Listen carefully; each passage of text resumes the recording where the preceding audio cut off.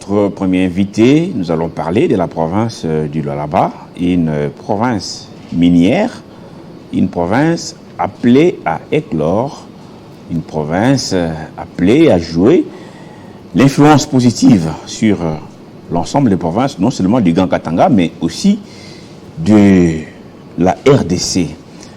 Le président Tshisekedi a fait beaucoup de visites au Lualaba et les constats est que des étrangers, de manière générale, s'enrichissent, alors que les fils du pays sont toujours de plus en plus pauvres. Il faudra inverser la tendance. Quels sont les défis pour les 5 ans à venir? Quel profil pour la personne qui va gérer cette province? Qu'est-ce qui s'y passe en ces moments avec les booms miniers? Sur ce plateau, pour évoquer toutes ces questions, Donancien Kambola Lengue, défenseur des droits de l'homme et coordinateur de l'ONG Initiative pour la bonne gouvernance et les droits humains. Bonjour, maître Donancien. Bonjour, bienvenue. Merci. Vous venez du Lualaba, à Kinshasa, en mission de service ou en repos? Jamais en repos à Kinshasa. Jamais en repos? On est en plein travail. En plein travail. Donc, vous venez pour des rencontres? Oui, un travail de plaidoyer. Parce que, comme vous savez, c'est à Kinshasa où il y a les grands centres de décision. Et dans le cadre du travail que nous faisons comme défenseurs des droits de l'homme, il y a plusieurs sujets, plusieurs dossiers, plusieurs problèmes. Et notre passage à Kinshasa consiste à attirer l'attention des décideurs vis-à-vis de ces problèmes parce qu'il faut trouver des solutions. Est-ce qu'ils vous écoutent, les décideurs? Ils nous écoutent, mais c'est au niveau de l'action où il faut malheureusement dénoncer une certaine lenteur, une certaine lourdeur, un certain manque d'attention par rapport aux vrais problèmes des Congolais. Avant ici, j'ai suivi, vous avez même dit qu'on sentait même l'absence de l'État dans certaines matières.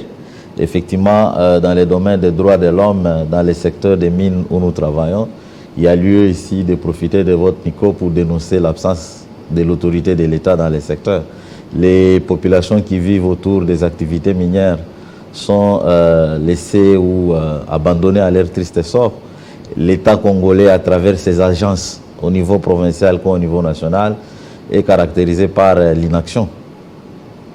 Inaction parce que tout se décide à Kinshasa. À l'époque, en son temps, j'avais reçu Baba Wakatanga, le fait Kingo Koumanza, paix à son âme, qui à l'époque aussi s'inquiétait comme vous aujourd'hui, qui disait que les gens viennent ici avec des signatures de parapluies pour nous rouler dans la farine. Généralement, c'est Kinshasa qui a la main mise sur nos mines et c'est peut-être à cause de ça que beaucoup de Katangais parfois vont secouer cette fibre depuis l'époque Vous voulez parler de la fibre des fédéralistes? C'est constitutionnel, ça. De l'icône du Katanga. Alors, est-ce que avant les nouveaux codes miniers, comment ça s'est passé et aujourd'hui? Quelle est la ligne de démarcation? Non, il faut d'abord considérer que nous avons une longue expérience minière. Ça a commencé par nos ancêtres qui faisaient de l'exploitation minière pour des besoins communautaires. Et c'était pour des besoins bien précis, il n'y avait pas de la prédation. Les gens utilisaient le cuivre et le cobalt pour répondre aux besoins de la communauté. C'est des besoins esthétiques, c'est des besoins de traitement, c'est des besoins d'échange plus tard en termes de commerce, de la monnaie. Ça n'a jamais été une exploitation de prédation, donc j'insiste sur le fait que nos ancêtres ont exploité les mines pour résoudre les problèmes des communautés, de la communauté. Peut-être qu'ils n'en savaient pas la vraie valeur. Si, ils en savaient la valeur. Et après, il y a eu le colonisateur qui est venu, qui lui, effectivement, a commencé à exploiter nos minéraux pour des raisons de commerce, notamment pour répondre aux besoins du marché international. Vous vous rappelez, à l'époque, c'est les armes, c'est l'industrie d'armement, avec particulièrement le cuivre. Et cette logique-là a continué jusqu'à aujourd'hui. Aujourd'hui, on exploite les minéraux pour les vendre pour répondre à un besoin sur le plan du marché international. C'est comme ça que quand c'est le cuivre qui est assez recherché, vous verrez que tout le monde va exploiter le cuivre. Quand c'est le cobalt, tout le monde vend le cobalt.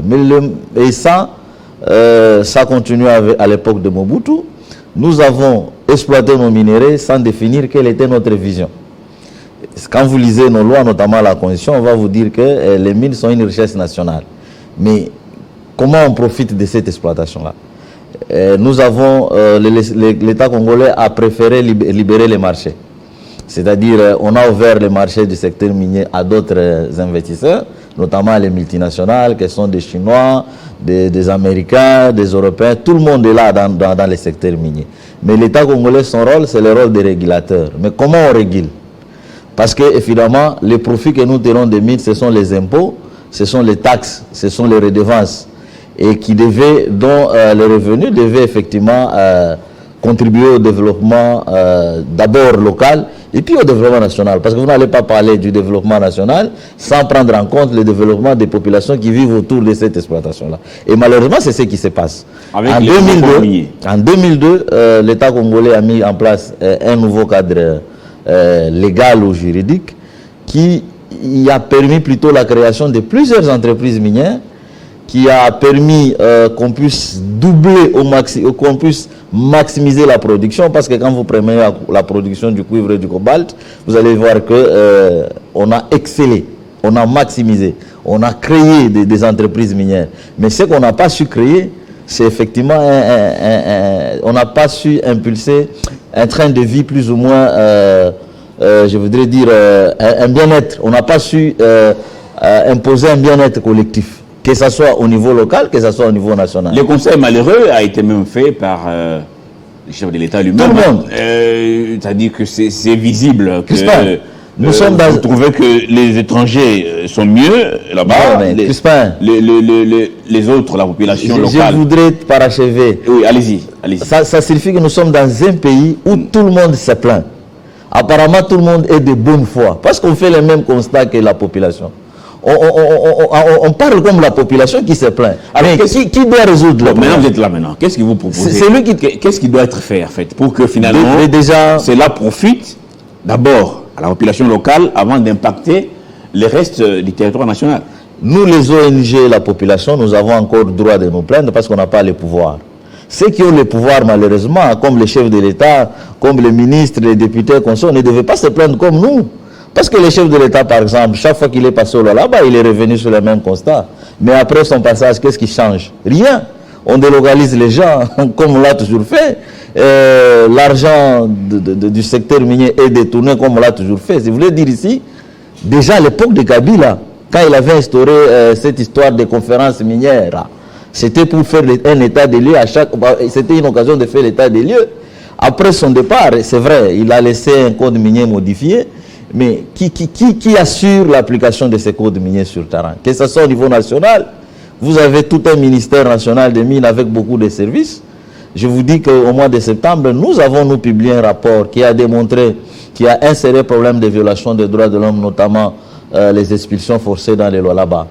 Mais depuis septembre aujourd'hui, je n'ai vu aucune commission, ni au niveau provincial, ni au niveau national, essayer de regarder ces questions. Et pourtant, cette question, elle se pose avec acuité. Quand vous allez dans la zone là où il y a Tenke Fungurume Mining, quand vous allez dans la zone là où il y a la SICOMINE, les fameux contrats chinois dont on parle, quand vous allez dans la zone où il y a l'entreprise Comus, vous allez voir que les communautés qui vivent aux environs perdent leur espace, n'ont pas des espaces pour faire les champs. Il y a des rivières qui sont en train d'être polluées. Vous avez vu les images, notamment dans la zone où il y a TFM avec les villages, je crois, Manumapia. Ces images circulent partout, tout le monde le sait. Et malheureusement, nous sommes devant les agences de l'État qui sont dans l'inaction, comme je l'ai dit. Alors, qu'est-ce qui justifie cette inaction? Vous qui êtes sur le terrain, pourquoi ces gens ou pourquoi l'État congolais de manière générale est passif et laxiste et dans l'inaction, alors que le problème est connu, le problème est même posé par les chefs de l'État lui-même. Voilà. Pourquoi cette passivité? Il y a une certaine forme, nous sommes dans une gouvernance de complaisance. Vous avez vu, c'est comme ça que d'ailleurs aujourd'hui, pour anticiper, le Lualaba comme une province qui peut servir de moteur de développement, parce que le Lualaba peut avoir beaucoup d'effets d'entraînement sur d'autres provinces. Vous vous rappelez que nous sommes une province avec beaucoup d'autres des voisines, dont Léo Lomami, Léo Katanga, je crois nous avons le Kassai oriental de l'autre côté. Il suffit que le Lualaba décolle, il suffit que le Lualaba soit bien géré pour essayer de créer un effet d'entraînement par rapport à d'autres entités. Mais tant que nous allons rester dans cette mauvaise gouvernance, je voudrais parler de la gouvernance de complaisance, où le gouvernement local, je voudrais dire le gouvernement provincial, dépend de Kinshasa en tout et pour tout, oubliant que les provinces jouissent de leur autonomie. Donc au Lualaba, on n'agit pas sans le cutus de Kinshasa. Tu sais, nous avons fait 2 ans d'intérim. Le Lualaba a été géré par un gouvernement intermédiaire qui a fait 2 ans. Et ça, c'est le vœu de Kinshasa. C'est la présidence de la République, c'est le régime Tshisekedi qui nous a imposé une telle gestion à la tête de la province. Et on a été déstabilisé. Parce que finalement, Madame le vice-gouverneur, peu importe sa bonne volonté, tout ce qu'elle devait faire devait avoir les cultures de Kinshasa. Ainsi, elle n'a pas travaillé, par exemple, selon la vision du gouvernement provincial. Elle n'a pas travaillé pour répondre aux besoins des communautés locales, mais on a travaillé pour satisfaire ses parapluies politiques. Et je pense que cette fois-ci, on ne va pas nous prendre en otage. On a besoin d'une gouvernance qui est basée sur une vision, qui est basée sur un programme, et effectivement, une gouvernance qui pose des actions, d'abord pour satisfaire aux besoins des populations, parce que le Lualaba n'est pas seulement la ville d'écologie. Le Lualaba, c'est les 5 territoires qui composent le Lualaba. Il n'y a pas de route de dessert agricole. Il n'y a pas de route. Les gens n'ont pas accès à l'énergie. Est-ce que vous pensez qu'aujourd'hui, en plein 21e siècle, le gouvernement provincial du Lualaba est incapable de financer même un mini-barrage? Aucune source de production de l'énergie au Lualaba. Tout c'est ce que les Belges nous avaient laissé avec l'Union minière. Nous la grande centrale là qui est, c'est pas déjà fini ou... La centrale de Boussanga, on fait allusion à Boussanga. Oui, c'est combien de mégawatts? Mais c'est pour l'industrie minière. Est-ce qu'il y a une partie pour la population locale? Théoriquement, la SER va vous dire qu'il y a un pourcentage de courant réservé, je crois, au village Wakipindi. Mais j'ai été là en novembre, il n'y a rien qui est fait pour la population. Donc le chef de l'État est allé inaugurer un grand barrage, parce que c'est le plus grand barrage après la libéralisation du secteur de l'électricité, mais aucun quota pour la population. Donc une fois de plus, on fait des choses comme l'ont fait les colonisateurs. On a construit le barrage Inga pour donner du courant à l'industrie minière au Katanga, alors que tout le reste du pays est resté dans notamment les centres du pays. C'est ça, les Kassai, toujours. On vient de le faire, le chef de l'État venait de le faire. Il a inauguré la centrale hydraulique de Boussanga.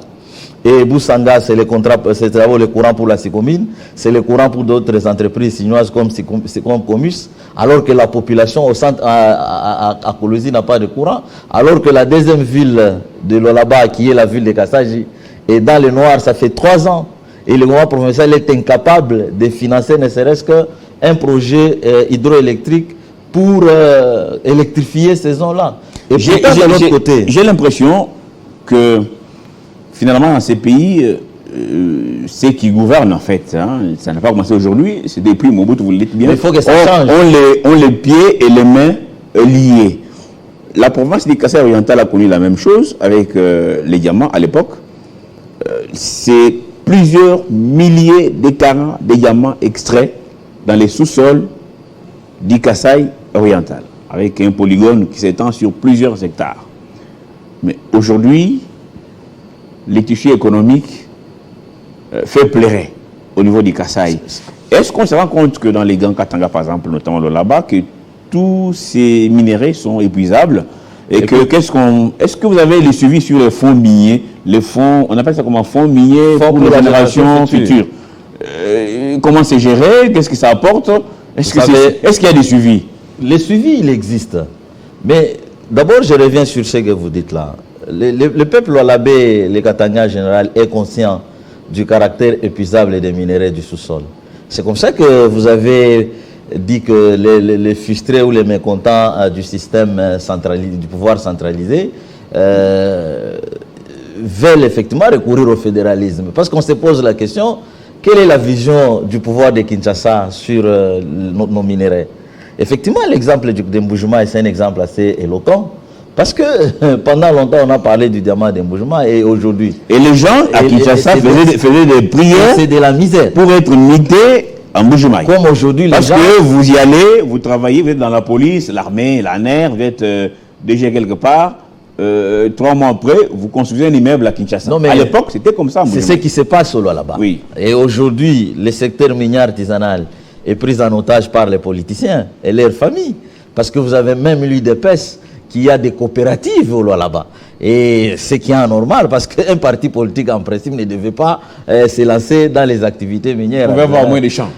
Vous pouvez avoir, ils n'ont pas de champs, ils ont des coopératives. Quand vous arrivez au là-bas à Kolwezi aujourd'hui, toute la guerre entre les acteurs politiques tourne, entre autres, parce que les gens veulent avoir de l'emprise sur le secteur minier artisanal. Après, c'est le secteur de la sous-traitance, où toutes les autorités, je voudrais parler de tous les officiels qui sont là-bas, chacun a une société quelque part, chacun a une sous-traitance quelque part. Ça, c'est éphémère. C'est vrai, ça profite à une infime de la population. Il y a quelques gens qui s'enrichissent, mais la collectivité en général elle reste pauvre. C'est pour ça que je vous disais, quand vous êtes au là-bas, en dehors de Kolwezi, il n'y a pas de route. Il n'y a pas d'électricité. Le là-bas n'est pas électrifié comme on le pense. Parce que les zones électrifiées aujourd'hui, ce sont les anciennes cités Jekamine. Quand vous allez dans les nouvelles agglomérations, quartiers, jolis sites, Golf, Wabora, il n'y a pas de système d'électrification. Et même lorsque les autorités achètent, par exemple, ce qu'ils appellent ça des transformateurs, mais il n'y a pas de production. Combien de barrages a-t-on construit après ce qui a été laissé par l'Union minière, notamment Zil? On sait que nous n'avons rien construit. On vient de construire les barrages de Boussanga, qui est essentiellement financé par les contrats chinois. Mais le contrat chinois, dit-on, c'était pour améliorer les conditions de vie des Congolais parmi les objectifs. Mais comment on veut améliorer les conditions des Congolais lorsqu'on crée, on construit des barrages sans réserver? Bon, maintenant, les Chinois ont accepté de débloquer les 7 milliards. Est-ce que ce n'est pas un pas? C'est vrai qu'on est toujours un peu perdant dans cette affaire.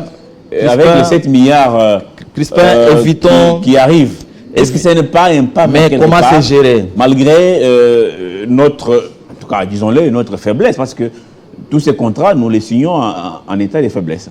Déjà, quel expert on prend pour négocier au nom de l'État congolais? Ce n'est pas parce que quelqu'un est IGF ou quelqu'un est membre du cabinet d'un ministre qu'il en est expert. Ce qui s'est fait à Kinshasa, notamment sur la Sikomine, nous à Kolwezi, on ne se sent pas concernés.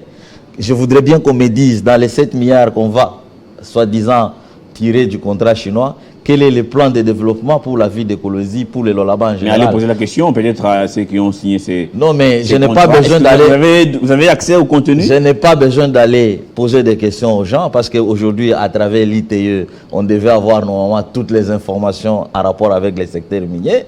Mais tant que les gens négocient en cachette, voilà pourquoi l'information est même difficile à voir. Mais je voudrais rentrer sur les caractères épuisables de nos minéraux. Aujourd'hui, quand vous arrivez à Kolwezi, du fait de la chute du prix du cobalt au niveau mondial, même sur le plan redevance minière, les entités qui en percevaient sont en train de souffrir. Déjà, au-delà du fait que les entités territoriales décentralisées là-bas sont asphyxiées par l'IGF, qui est tenté de co-gérer avec elles chaque jour. Parce que pour même... Asphyxié, pourquoi? Vous ne voulez pas être contrôlé? Non, mais le contrôle ne signifie pas la cogestion. Non, c'est un contrôle. Gilles Alinguete était sur ce plateau. Non, mais il dit c'est il a expliqué les 3 types de contrôles. Non, mais pour laissez-moi terminer. Arrêtez. Laissez-moi terminer parce que je risque de perdre. Allez-y. On connaît la rhétorique de Gilles Alinguete et de son IGF. Ouais. Mais quand tu arrives à Kolwezi, à la mairie de Kolwezi, à la commune de Dilala, à la commune de Manika, on va vous dire que même pour sortir les frais de fonctionnement pour acheter une rame de papier, il faut que l'IGF signe. Il faut que l'IGF contre-signe, mais ça c'est la pratique. Maintenant, regarde comment se comportent les inspecteurs de l'IGF. Ils sont dans la rétrocommission. Je ne suis pas le premier à dénoncer ça. La société civile a toujours dénoncé ça, notamment à Funguru, mais la société civile a parlé. À Kolwezi, nous avons parlé, et je ne suis pas les seuls. Poser la question aux animateurs des ETD. Peut-être eux ne vont pas parler librement comme nous parce qu'ils protègent leurs postes, mais nous, on a des entités territoriales décentralisées qui, en théorie, jouissent de l'autonomie de gestion, ou de l'autonomie dans la gestion de leurs finances, mais qui en réalité dépendent de l'IGF.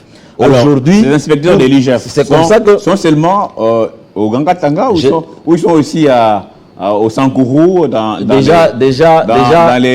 bases ULA, hautes ULA, Chopo, partout là la mairie pour déjà dans la deuxième ville d'écologie qui est Kassaji, je ne pense pas qu'il y a l'IGF, il n'y en a pas.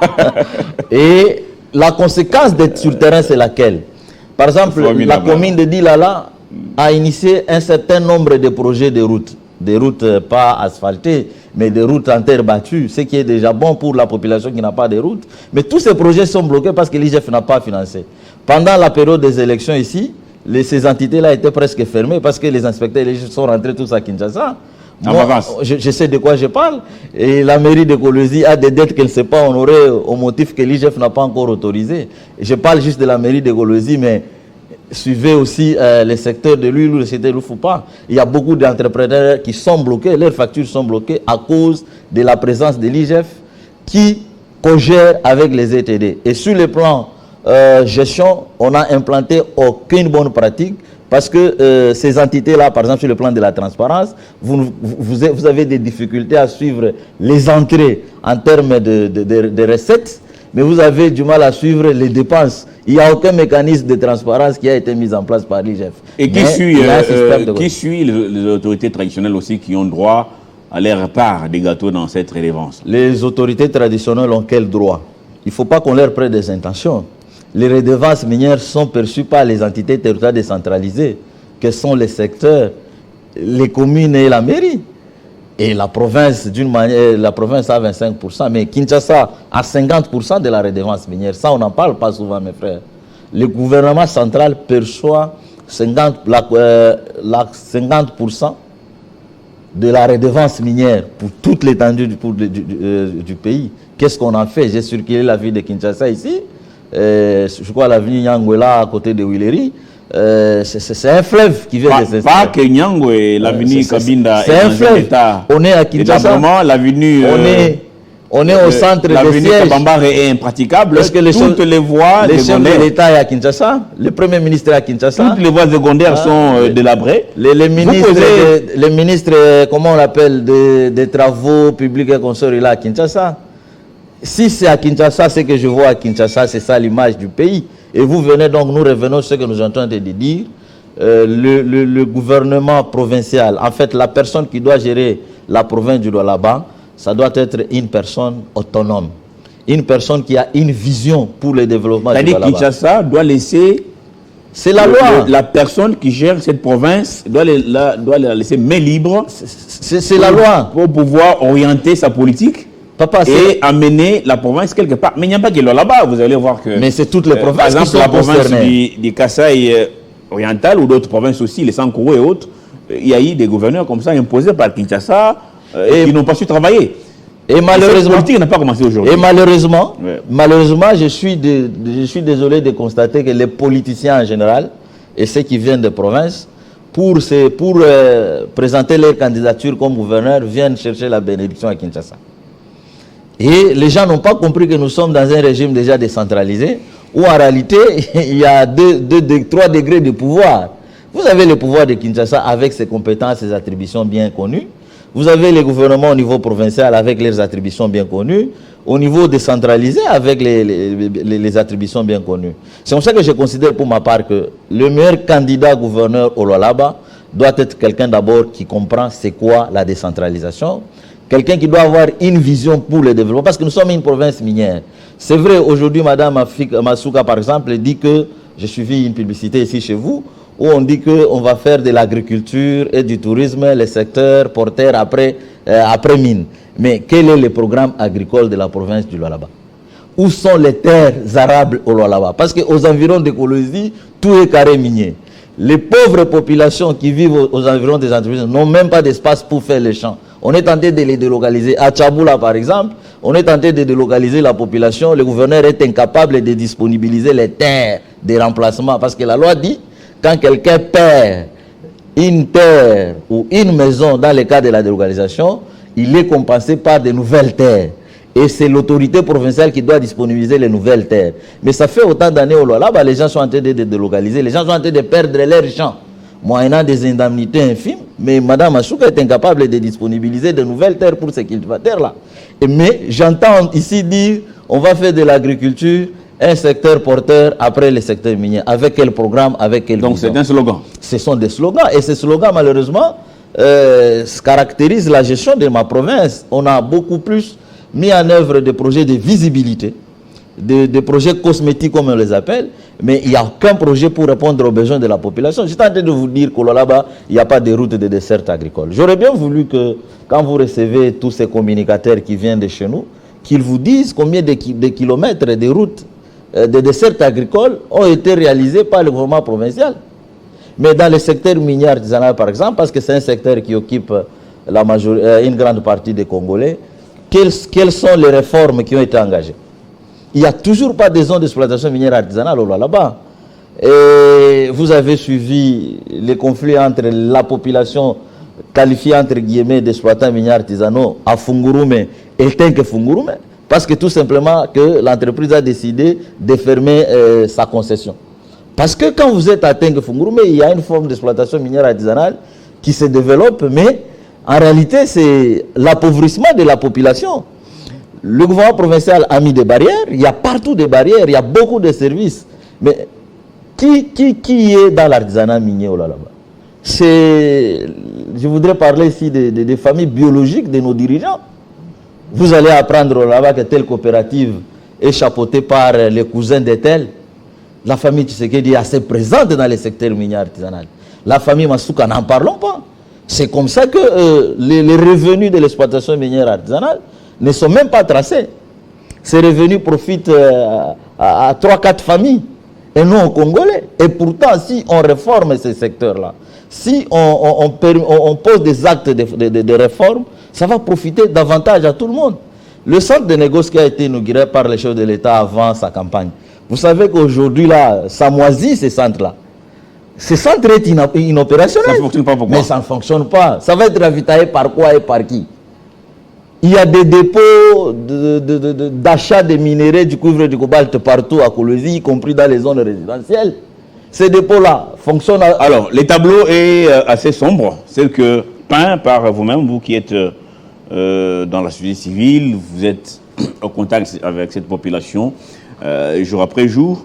Maintenant qu'on s'approche, parce qu'il y a 5 ans à venir qu'il faudra capitaliser, quelles sont les erreurs à éviter lorsque il y a toujours moyen de changer les calibres, c'est-à-dire voir la manière de gérer, parce que ce que vous dites par rapport à Kinshasa, ça c'est vrai, Kinshasa, toujours une même mise sur les provinces, où vous avez l'autorité morale qui décide, c'est elle, et les députés provinciaux sont entraînés dans ça, et ils subissent les mots d'ordre. Oui, au fond de la corruption. Bon, corruption peut-être parfois pas, parce que ils sont alignés. C'est comme lorsqu'on est en train de signer chez l'informateur, moi et mes 60 députés, nous nous alignons. Ça veut dire quoi? S'il y a un débat sur une question de la vie nationale, vous n'avez pas votre volonté, mais c'est la volonté de l'autorité suprême. Voilà. Et ça sont des choses peut-être je pense que qui dérangent. Mais qu'est-ce qu'il faudra faire exactement? Ça, c'est une proposition. Il faut à Kinshasa, une proposition à ceux qui ont ces ambitions-là au niveau de la province. Je pense qu'est-ce qu'il faut éviter pour que les 5 ans à venir profitent finalement au Lualaba? Déjà, l'Assemblée provinciale du Lualaba a été renouvelée à plus ou moins 90%. Et félicitations aux nouveaux élus. En majorité, c'est la famille politique et biologique de Madame le vice-gouverneur. C'est que ce qui donne... on pense qu'il pourrait revenir cette fois-ci comme gouverneur avec...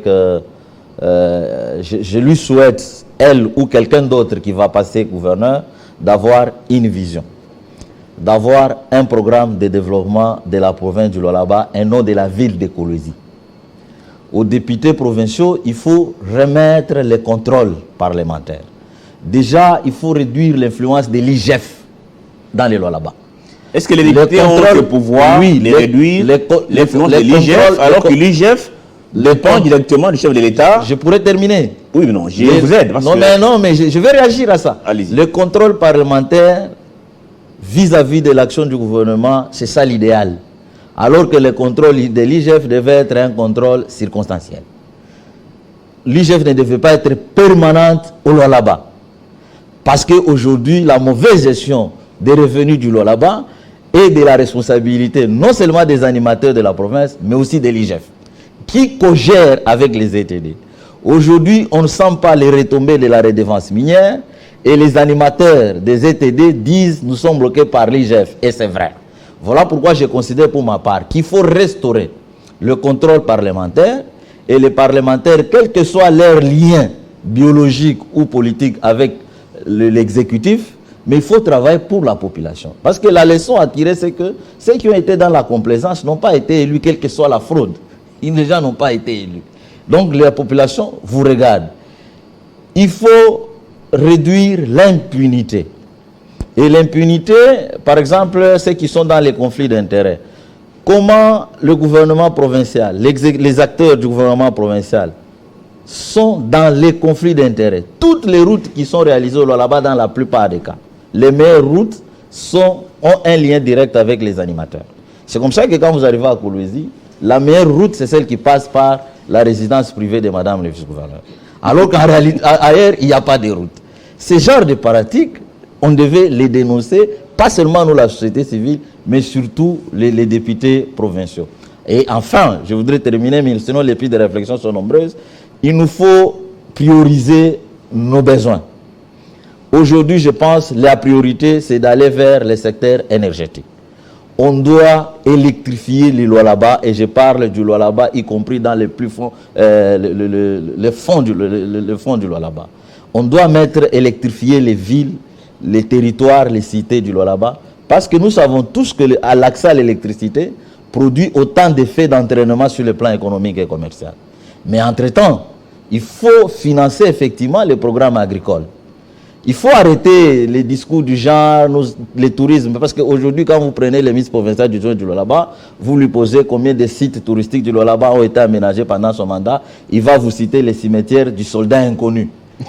Le cimetière du soldat inconnu, qui est un étranger, alors qu'à Kassaji, on a les soldats inconnus zaïrois ou congolais, dont la tombe n'est pas entretenue. Bon, je reviens à vous pour terminer avec vous, Maître Donancien, pour cette matière. Elle est vraiment abondante. On sent que vous vivez ça au quotidien avec la population. Héritier Tamboa nous revient pour la dernière fois.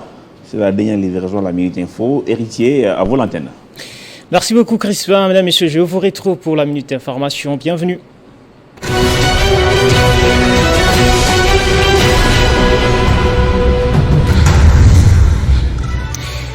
Signature d'un protocole d'accord entre l'Union européenne et le Rwanda sur les chaînes des valeurs durables pour les matières premières, critiques et stratégiques. Le gouvernement de la RDC dénonce fermement ces protocoles qui, à l'évidence, encouragent le pillage des ressources naturelles congolaises par le Rwanda et contrarient les engagements de l'Union européenne. La République démocratique du Congo attend par ailleurs des autorités de l'organisation une clarification de ces comportements ambigus. La tension entre la République démocratique du Congo et le Rwanda, le président de la commission de l'Union africaine, Moussa Faki Mahamat, a exprimé hier mercredi ses vives préoccupations. Il interpelle Paul Kagame et Félix Tshisekedi à privilégier le dialogue. Dans son communiqué, Moussa Faki Mahamat note qu'il n'y aura aucune solution militaire aux problèmes et divergences au sein de la famille africaine. En justice, vous le savez, le gouverneur de la ville de Kinshasa, Jean-Tini Ngobila, est invité ce jeudi au parquet général près la Cour des cassations. Les motifs de l'invitation n'est pas révélé. Il s'y est de rappeler qu'un dossier est en instruction dans le bureau du procureur général concernant plusieurs candidats aux législatives nationales du 20 décembre dernier. Dans l'actualité également, l'école de guerre ici à Kinshasa, le patron de l'espace 50 et des journalistes de la capitale était hier mercredi sur l'estrade. Jean-Marie Kassamba a dispensé le cours de communication opérationnelle à la grande satisfaction de tous les officiers qui ont pris part à ces enseignements d'extrême importance. En dehors de nos frontières, pour finir, la crise politique au Sénégal se poursuit. 15 candidats à la présidentielle accusent le chef de l'État Macky Sall des mauvaises volontés. Ils annoncent des actions pour obtenir que soit fixée rapidement la date de l'élection présidentielle repoussée à une date encore indéterminée. Le président Macky Sall, quant à lui, s'exprime ce jeudi. Ne quittez pas, mesdames, messieurs, restez avec nous. L'actualité reste en continu sur www.tele50.cd. Retrouvez toute l'actualité en continu sur www.tele50.cd. Merci beaucoup, héritier Tamboa. Prochain rendez-vous à 13h de Kinshasa. Il sera 14h à Lobodi. Nous sommes dans les lois là-bas. Maître Donancien, c'est comme le dit un téléspectateur, il me dit que votre invité nous fait des révélations, comment il a classifié ça? Il dit des révélations graves. Qu'est-ce qui se passe dans ce pays finalement? Il s'interroge lui aussi, c'est un Kinois. Les Kinois parfois ne sont pas trop branchés sur les histoires des mines, des gouvernorats dans des provinces, parce que parfois des Kinois pensent que les Congo, c'est la ville de Kinshasa. Alors, on va terminer avec vous, maître Donancien. Aujourd'hui, c'est quoi finalement le rôle des ONG? Parce que vous aussi, on vous accuse d'être manipulé. Il suffit qu'une entreprise minière vous appelle à gauche ou à droite, une enveloppe kaki est glissée, n'est-ce pas, en dessous de la veste, et on change de discours. Quel est aujourd'hui le vrai rôle des activistes que vous êtes dans les lois là-bas? Les entreprises corrompent les politiciens, non les ONG. Pour preuve, une ONG corrompue ne parlerait pas tel que je parle. Oui, c'est parce que ça n'est pas encore arrivé. Quand vous quittez ce plateau, je vais vous dire que dit, mais maître, qu'est-ce qui se passe comme ça? Venez par ici, on glisse une enveloppe kaki sérieusement remplie. Oui, mais à tel point que les papiers là tendance à... Ça, c'est l'habitude. Ça, c'est l'habitude à céder, donc... C'est ça, on donne ces enveloppes kaki généralement à ceux qui nous dirigent. Voilà pourquoi ceux qui nous dirigent ça dans l'impunité. Et je disais ici, c'est sur fond de la corruption et les trafics d'influence. Les gens qui ont des contrats de sous-traitance avec les entreprises minières, ce ne sont pas les défenseurs des droits de l'homme que nous sommes. Ce sont les politiciens et les dirigeants. Tu verras que à chaque régime ou à chaque mandat, tous les proches du pouvoir vont là-bas chercher les sous-traitants. Ceux qui ont des sous-traitants chez Kamoa, chez KCC, chez Comis et les autres, ce sont les proches de ceux-là qui nous dirigent, ce ne sont pas les activistes de la société civile. Et donc, quand vous parlez des enveloppes kaki, ça concerne d'abord ceux-là qui nous dirigent et leurs membres de famille. Tu as vu beaucoup de gens, à partir du moment où ils ont pris le pouvoir à Kinshasa, quitter l'Europe et aller s'installer à Kolwezi dans les Lualaba en général. Pas parce que c'est beau de vivre au Lualaba, c'est parce qu'il y a les affaires. J'aime le Lualaba, c'est parce qu'il y a les affaires. Non, mais moi aussi j'aime bien le Lualaba. Il fait frais là-bas. C'est toi qui as parlé des enveloppes kaki. Surtout à partir du mois d'avril, mai, juin. J'aime bien être là-bas, moi aussi. Pas pour les mines, mais parce que chez moi, c'est au Congo, c'est mon pays. Tu sais que c'est mon pays. Tu sais que même les médias ont été embarqués dans cette pratique. Ah non. Si bien que c'est pas vrai. Ça, c'est pas vrai. Ils ont été embarqués dans cette pratique-là. C'est pas vrai. Si bien que quand vous n'empêchez pas les gens de venir. On n'empêche personne, mais là-bas visiter. Mais si vous venez recevoir les enveloppes kaki, on va vous encourager. Le poisson, il y a un poisson qui s'appelle le poisson Lualaba là-bas. C'est bon et voilà. Et quelqu'un peut y passer 2 semaines. Au-delà de ça, ne t'en fais pas. Les enveloppes kaki circulent. Donc ce n'est pas nous les activistes qui sont concernés, c'est plutôt ceux qui nous gèrent. Et il est important, je vais terminer par là. Aujourd'hui, on a besoin là-bas d'un gouverneur, femme ou homme, qui réunit les communautés. Il est important de savoir que le Lualaba, ce n'est pas 2 communautés seulement, c'est plus de 2 communautés. Mais il est important de savoir que le Lualaba, ce n'est pas l'affaire d'une famille, c'est l'affaire de tout le monde. celui qui veut devenir gouverneur là-bas doit être ouvert et prêt à réconcilier les communautés, prêt à travailler avec tout le monde, mais surtout prêt à accepter la critique. Ce n'est pas parce que nous on est critique que vous considérez que nous sommes vos ennemis. Et on dit que du choc des idées, j'ai eu la lumière. Donc il faut quelqu'un qui accepte la critique, surtout qui accepte les observations des autres. Parce que tu vois par exemple, pendant 2 ans, Madame la vice-gouverneure est restée fermée. On a initié le projet de modernisation de la ville et de construction de l'aéroport que vous appelez Issa Kinshasa, aéroport international, oui, on dit ça aéroport international. Mais en réalité, on a réduit l'espace de l'aéroport. Et les politiciens se sont donné de grandes parcelles là-bas. Et à côté de l'aéroport, pour avoir une parcelle, il faut payer des milliers de dollars. Mais qui a des moyens? Vous verrez que toutes les constructions aux alentours de l'aéroport, c'est pour les individus. Nous sommes dans une province où on construit une résidence officielle du chef de l'État, alors que le gouverneur de province n'a pas de résidence officielle. Alors que le maire de la ville n'a pas de résidence. Vous voyez un peu cette politique de flatterie-là, de culte des personnalités, on n'en a pas besoin. On a besoin des gens qui travaillent, qui tiennent compte qu'aujourd'hui, l'argent du Lualaba vient des matières épuisables. Et dans 10 ans, dans 20 ans, est-ce que le Lualaba va encore faire parler de lui au nom des mines où nous pouvons développer d'autres secteurs? Et d'autres secteurs, il y en a, c'est les secteurs d'énergie, c'est les secteurs agricoles, c'est le tourisme. Et pour ça, il faut nous faire des routes. Il faut nous faire des routes, et les routes, il ne faut pas les faire qu'à Kolwezi. Déjà à Kolwezi, les entités disent qu'elles sont bloquées par l'IGF. Mais à l'intérieur de la province, il faut faire des routes. Le territoire de Lubudi peut nourrir Kolwezi, mais pour que les maïs et les maniocs qui sont cultivés dans cette zone-là arrivent à Kolwezi, il faut des routes. La route qui relie la nationale, qui va de Dilolo à Kassaj aujourd'hui, ça fait autant d'années on en parle. Tu as suivi tous les débats sur la nationale numéro 39. Mais c'est toujours dans les mauvais états. Merci beaucoup, Maître Donancien. Merci beaucoup d'être parti sur Télé 50 ce matin. Peut-être on pourra encore se revoir après un moment pour voir si les décideurs qui vous ont écouté ce matin. Donc je vous invite à venir à Kolwezi. Vont changer leur façon de faire. Parce que c'est vrai, le minerai que nous avons dans le sous-sol, dans ce pays, pas que au Lualaba, mais dans toutes les provinces, et même ceux que des pyromanes viennent piller à travers cette guerre injustement imposée aux Congolais, ces minéraux sont épuisables. Et quand ça va terminer, qu'est-ce que les enfants de nos enfants vont retenir de nous qui sommes là actuellement et qui décidons sur leur avenir? C'est la grande question qui doit... Surtout que l'Union européenne, comme les Américains, signe les contrats miniers avec tout le monde maintenant. Y compris avec le Rwanda. Avec le Rwanda. Alors que nous disons que sur le sol rwandais, il n'y a pas de mines. Voilà, tout à fait. Merci beaucoup, Maître. Et merci et bon retour à vous au Lualaba et continuez à faire votre boulot. Vous le faites si bien. Merci beaucoup.